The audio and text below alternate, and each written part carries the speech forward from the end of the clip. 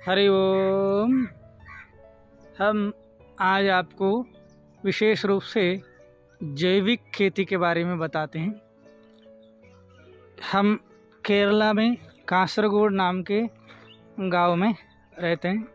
यहाँ पर नारियल का पेड़ है, केले का पेड़ है, सुपारी का पेड़ है और दूसरा भी छोटे मोटे फल फ्रूट का खेत हैं और फूलों की झाड़ है, सब है। तो यहाँ पर पूरी तरह हम जैविक खेती करते हैं, कोई भी प्रकार की केमिकल का इस्तेमाल नहीं करते हैं। यहाँ पर आप देख सकते हैं मधुमक्खियों ने अपनी छत्ता बनाया।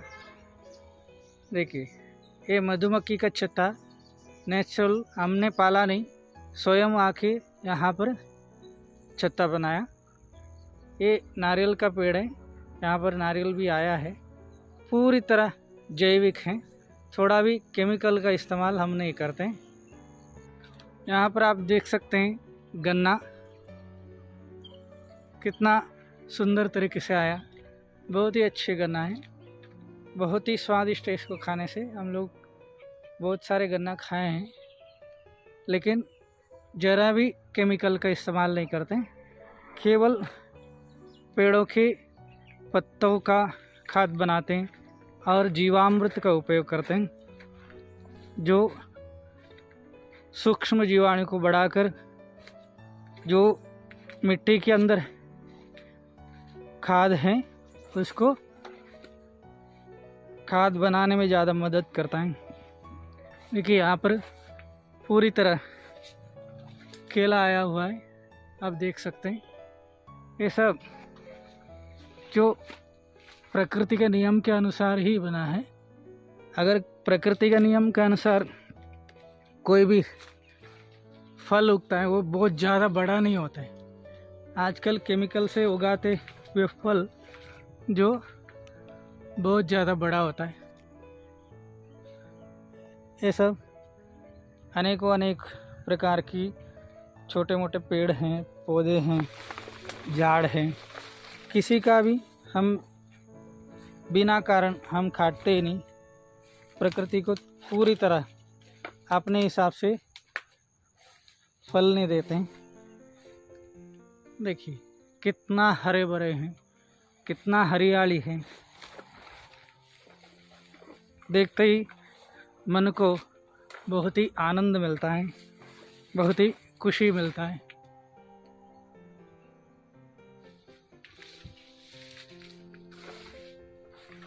यहाँ पर आप देख सकते हैं केला, ये इसे इलायची केला कहते हैं। संस्कृत में इसको कदली फल बोलते हैं, जो मुख्य रूप से पूजा में अधिकांश उपयोग करते हैं। कदली फल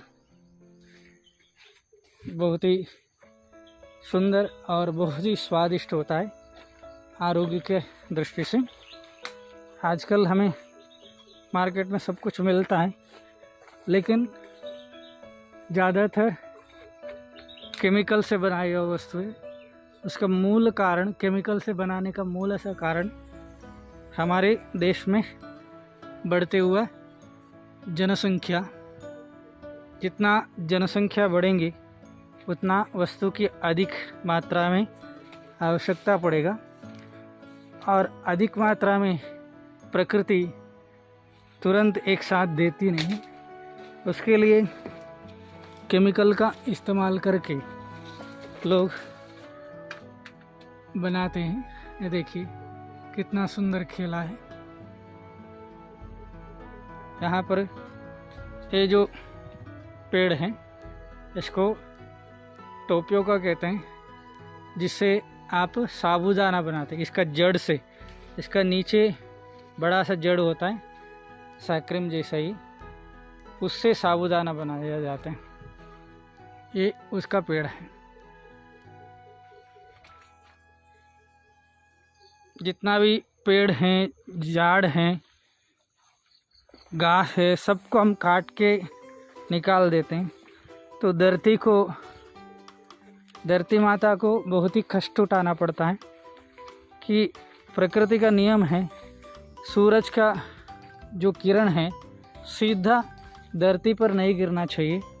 अगर सीधा धरती पर गिरते हैं तो मिट्टी पूरी तरह पत्थर जैसा बन जाता है, उसमें खेती करना बहुत ही मुश्किल है, खेती कर ही नहीं सकते। और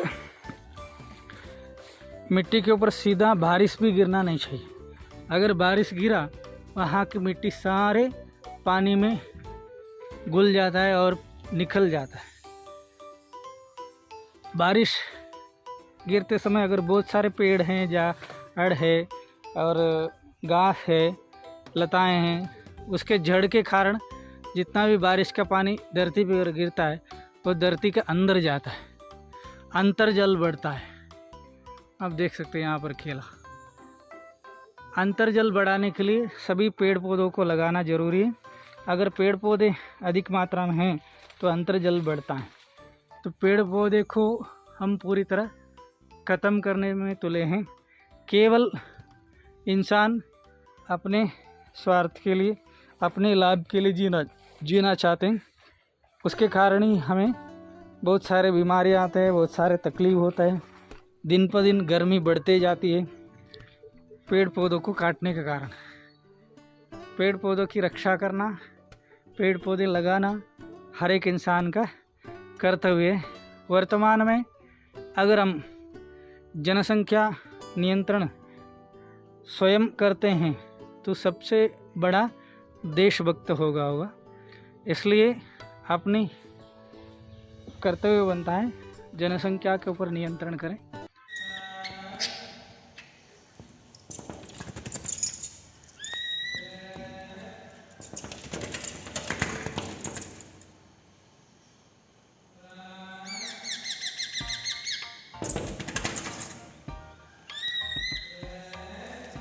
पेड़ पौधे लगाना हर एक इंसान का कर्तव्य है। वर्तमान में अगर हम जनसंख्या नियंत्रण स्वयं करते हैं तो सबसे बड़ा देशभक्त होगा। इसलिए अपनी कर्तव्य बनता है जनसंख्या के ऊपर नियंत्रण करें और प्रकृति का रक्षा करें, धरती माता का रक्षा करें।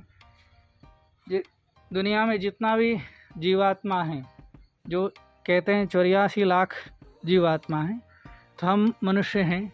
हमारी तरह सभी जीवात्मा को जीने का हक है।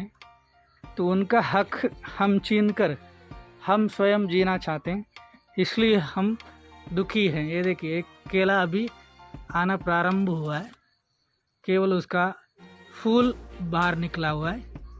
अभी ये बढ़ते बढ़ते फिर केला बन जाता है।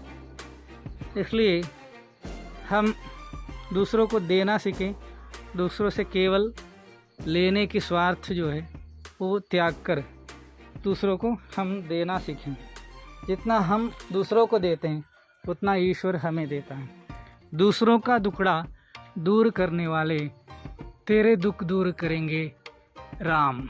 देखिए यहाँ पर तीन झाड़ में एक साथ एक ही लाइन में केला आया हुआ, 1 2 ये तीसरा आने लगा है। इस प्रकार से प्रकृति का रक्षा करें। आप सभी को ईश्वर सुख शांति आयु आरोग्य भाग्य सुख संपदा प्रदान करें, यही हमारे शुभ इच्छा। सर्वं शुभमस्तु शुभमस्तु शुभमस्तु कल्याणमस्तु।